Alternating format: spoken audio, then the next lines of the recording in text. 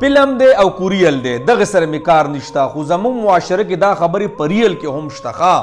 زمونږ د اسلامي معاشره کې او خاص کر د پښتنو معاشره کې دا معامله چلیږي او ډیره چلیږي ګوره زه به یو خبره وکړم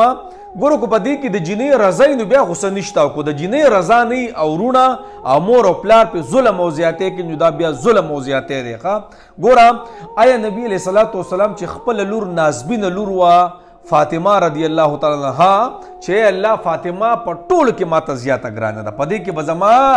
الله غاړه نه اینخلی دا راته ډېره ګرانه ده نو آیا چې د هغې واده کله کو د علي صاحب سره رشتې ورله کوله نو آیا نبي علیه صلات وسلام د فاطمې صاحبې نه تپوس کړی دی او کو نه دی کړی نو که چېرته نبي علیه السلام تپوس کړی نو جناب بیا خو ظلم او زیاتی دی د معاشرې سره چې دا خلک یې کوي الله اکبر او د اسلام سره هم ظلم او زیاتی دی او که نه نبي علیه صلات وسلام تپوس نه وکړی نو بس بیا خو موږ ته لار ده نو ګوره یاد وساتئ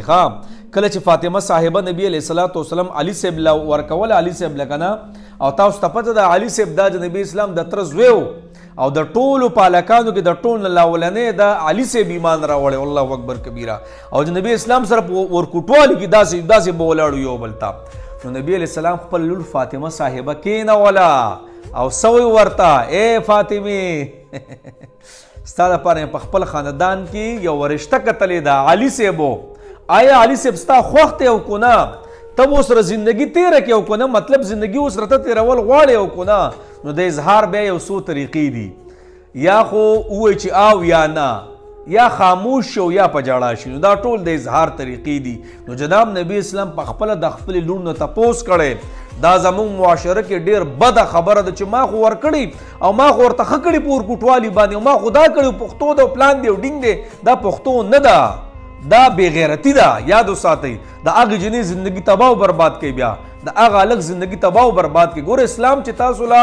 اجازت درکړی چې هلک او جنۍ یو بل لیدیم شي به قدر ضرورت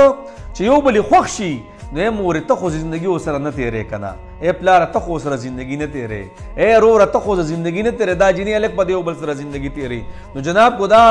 فلم دی کوریل دی کو هر څه دی د پاکستان او د افغانستان معاشره یوه ده عموما د پښتنو عموما نو په دې کې دا خبرې اترې ډېرې دي هر کله چې رشته کوئ د خپلې لور نه تپوس وکئ هر کله چې رشته کوئ د خپل زوی نه تپوس وکئ اوس کو هغې وایي چې بس مشران دي چې تاسو څه فیصله وکړه صحیح ده او کو نه وایي چې دا نو ګوره بیا احتیاط کوئ چې هغې معامله کې خبره وکړئ صحیح ده